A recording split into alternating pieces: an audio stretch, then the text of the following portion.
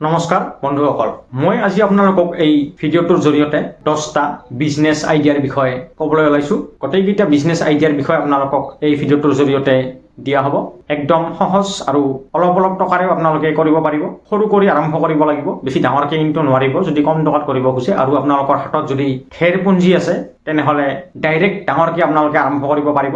কিন্তু মোৰ মতে আপোনালোকে ডাইৰেক্ট বেছি টকা ইয়াতে ইনভেষ্ট কৰি আপোনালোকে ডাইৰেক্ট ডাঙৰকৈ প্ৰথমতে নকৰা ভাল হ'ব। টকাটো লগোৱাৰ আগতে আপোনালোকৰ এই ব্যৱসায় আইডিয়াবিলাক ট্ৰাই কৰি চাব পাৰে। যদি ভাল চলা নিচিনা পায় এই 10টা বিজনেছ আইডিয়াৰ যিকোনো এটাও, তেনেহ'লে তাৰ পাছত আপোনালোকে বেছিকৈ টকা ইনভেষ্ট কৰি আপোনাৰ ব্যৱসায়টো ডাঙৰকৈ কৰিব পাৰিব।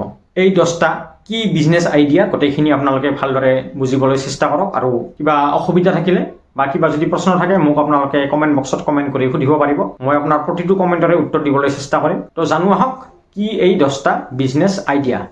গাঁৱে ভূঞে বাস কৰা মানুহে এতিয়া উপাৰ্জনৰ বহুতো নতুন আৰু উন্নত উপায় বিচাৰি পাইছে। পূৰ্বতে গাঁৱে ভূঞে কৰ্মসংস্থাপনৰ সুবিধা সীমিত আছিল যদিও এতিয়া ডিজিটেল আৰু ক্ষুদ্ৰ ব্যৱসায়ৰ ক্ৰমবৰ্ধমান সম্ভাৱনাই গাঁওবাসীৰ বাবে নতুন সুযোগ মুকলি কৰি দিছে। যদি আপুনিও কোনো গাঁৱত থাকে আৰু কেনেকৈ টকা উপাৰ্জন কৰিব লাগে বুলি ভাবিছে, তেন্তে ইয়াত আমি আপোনাক এনে 10টা শ্ৰেষ্ঠ বিজনেছ আইডিয়াৰ বিষয়ে কম, যাৰ পৰা আপুনিও সহজে টকা উপাৰ্জন কৰিব পাৰিব। তো আজিৰ প্ৰথমটো বিজনেছ আইডিয়া হ'ল কৃষি ব্যৱসায়। গাঁৱত প্ৰথমে মনলৈ অহা বিকল্পটো হ'ল কৃষি ব্যৱসায়। কৃষকসকলে এতিয়া নতুন প্ৰযুক্তি গ্ৰহণ কৰি শস্যৰ উৎপাদন বৃদ্ধি কৰিছে। যদি আপুনি কৃষিৰ ক্ষেত্ৰত আছে, তেন্তে জৈৱিক খেতি, ভেঁকুৰৰ খেতি, হাইড্ৰপনিক্স বা ফল মূলৰ খেতিৰ জৰিয়তে ধন উপাৰ্জন কৰিব পাৰিব। খুচুৰা বজাৰত বিক্ৰী কৰি ভাল লাভ উপাৰ্জন কৰিব পাৰিব। দ্বিতীয়টো বিজনেছ আইডিয়া হ'ল পশুপালন। পশুপালনৰ লগত জড়িত ব্যৱসায় গাঁৱত বহুত লাভজনক হ'ব পাৰে। গৰু, ছাগলী, কুকুৰা পালন আদি কামৰ পৰা ভাল লাভ কৰিব পাৰিব।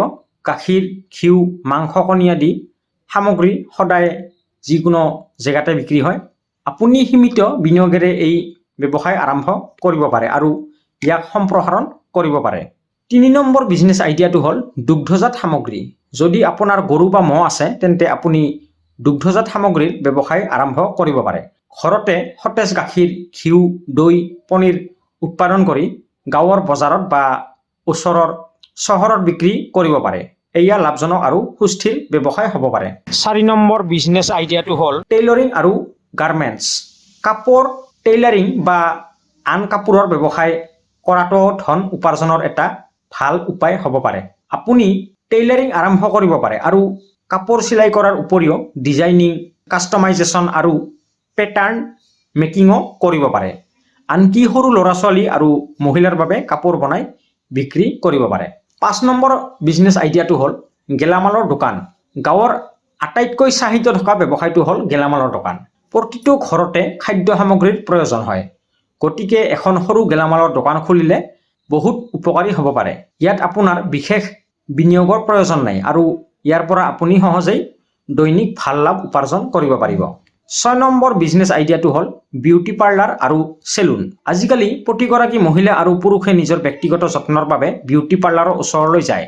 বিউটি আৰু চেলুন কামৰ অভিজ্ঞতা থাকিলে বিউটি পাৰ্লাৰ খুলিব পাৰে।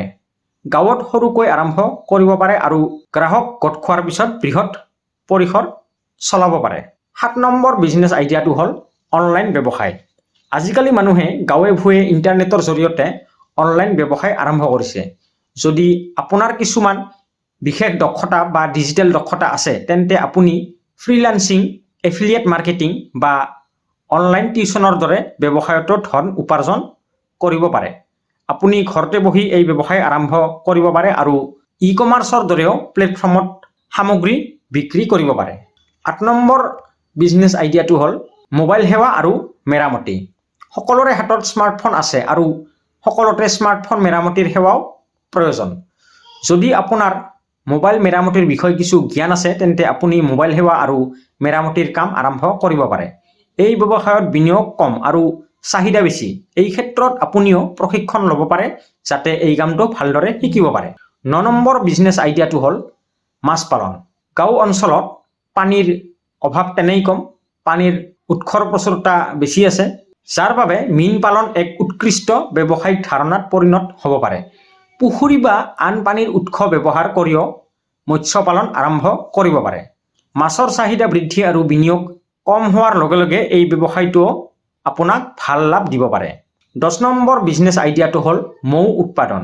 যদি আপুনি কোনো গাঁৱত থাকে আৰু বাৰী আছে, তেন্তে আপুনি মৌ উৎপাদনৰ ব্যৱসায় আৰম্ভ কৰিব পাৰে।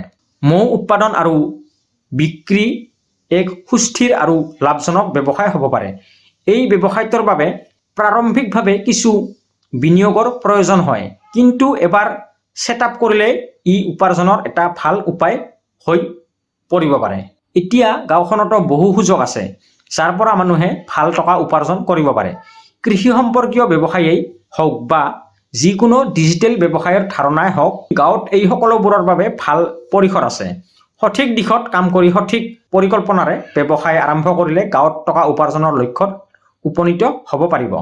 গাঁৱৰ ব্যৱসায়িক ধাৰণাসমূহৰ দ্বাৰা আপুনি উপাৰ্জন আৰম্ভ কৰিব পাৰে আৰু আপোনাৰ আৰ্থিক অৱস্থা শক্তিশালী কৰিব পাৰে। তো বন্ধুসকল, তো আপোনালোকক এই 10টা বিজনেছ আইডিয়াৰ বিষয়ে মই ক'লোঁ, আৰু আপোনালোকে বুজি লৈ বা জানি লৈ, যদি আপোনালোকৰ নলেজ কম আছে তেনেহ'লে নলেজটো আগত ল'ব। নলেজটো আগত লৈ কিনে তাৰপিছত কমকৈ টকা ইনভেষ্ট কৰি আপোনালোকে যিকোনো এটা বিজনেছ আইডিয়া আপোনালোকে ব্যৱহাৰ কৰি আপোনালোকে প্ৰথমতে ট্ৰাই কৰক। যদি ব্যৱসায়টো আপোনালোকৰ ভাল চলা নিচিনা পায়, তাৰপিছত বেছিকৈ টকা ইনভেষ্ট কৰি আপোনালোকে ব্যৱসায়টো ডাঙৰ কৰক। আৰু ভিডিঅ'টো ভাল পালে লাইক কৰিব আৰু চেনেলটোক ছাবস্ক্ৰাইব কৰিব। তো আজিলৈ ইমানেই বন্ধুসকল, ধন্যবাদ।